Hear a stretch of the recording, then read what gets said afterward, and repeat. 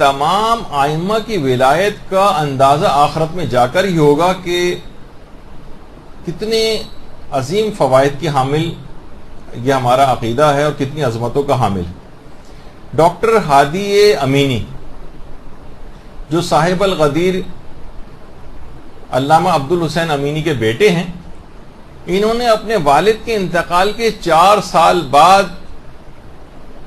ان کو خواب میں دیکھا تھا۔ کہا کہ بابا آپ نے اتنے بڑے بڑے کارنامے انجام دیے، کتاب خانہ امیر المومنین نجف کے اندر جو ہے وہ بنایا ہے،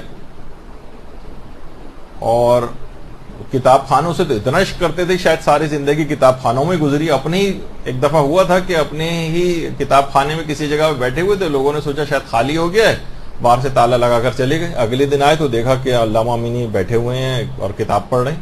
لوگوں نے کہا ارے تالا لگا ہوا تھا، آپ اندر کیسے آ گئے؟ کہا کل سے جو تم لوگ مجھے زندان کے اندر قید کر کے گئے ہوئے تھے تو جب سے میں یہیں بیٹھا ہوں، لیکن کوئی وحشت نہیں ہوئی کتابوں سے۔ یہاں ہوتا کسی لائبریری بند کر کے چلے جاتے تو دروازہ پیٹ پیٹ کے جو ہے جان دے دیتے اپنی۔ تو بہرحال بابا آپ کی یہ کتاب خانہ ہے آپ کی اتنی تالیفات ہیں، اور پھر سب سے بڑھ کر الغدیر جو کتاب ہے آپ کی، یعنی اتنی علمی دینی اور مذہبی کاوشوں میں سب سے زیادہ آپ کو کس کاوش نے عالم آخرت میں فائدہ پہنچایا؟ ان کے بیٹے نے خواب میں ان سے پوچھا۔ فرماتے ہیں میرے والد نے بہت تامل کے ساتھ سوچ کر مجھے کہا، فقط زیارت قبر ابا عبداللہ الحسین علیہ السلام۔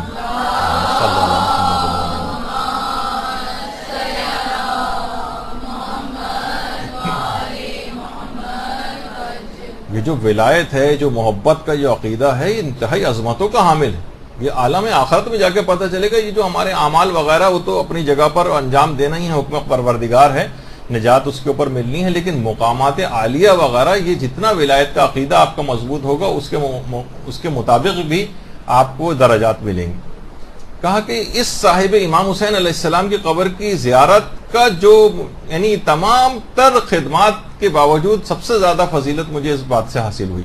اور بیٹا خواب میں کہہ رہے ہیں اپنے بیٹے سے، ہادی امینی سے، بیٹا میں پہلے بھی تم سے یہ بات کہتا تھا اور آج دوبارہ اس بات کو بطور وصیت کہہ رہا ہوں کہ کسی بھی عذر کی وجہ سے زیارت عاشورہ کو کبھی پڑھنا ترک نہ کرنا، کسی بھی عذر کی وجہ سے۔ اور خود یعنی 30 سال تک مسلسل زیارت عاشورہ علامہ امینی پڑھتے رہے تھے، اور ایک دن کے لیے بھی زیارت عاشورہ کو ترک نہیں کیا تھا۔ تو دیکھیں صحیح عقیدہ ولایت جو کسی بھی غلو و تقصیر کی کسی آلودگی اس کے اندر نہ ہو، یہ بہت اہمیت کا حامل ہے۔ اور علماء یہ فرماتے ہیں کہ جتنا ولایت پر اعتقاد مضبوط ہوگا، اعتماد جتنا ولایت پر اعتقاد مضبوط ہوگا اتنا ہی اس کا عمل بہتر ہوگا۔ جتنی بے عملی ہوگی اس بات کی نشاندہی یہ ہے کہ عقیدہ ولایت اس شخص کا کمزور ہے۔ یعنی یہی ولایت پھر آگے چل کر جب امیر المومنین سے بات شروع ہوئی اور امام حسین اور تمام ائمہ سے ہوتی ہوئی 12ویں تاجدار کے پاس یہ ولایت آ چکی ہے، ان کے پاس منتقل ہو چکی ہے، امام زمانہ علیہ الصلوۃ والسلام۔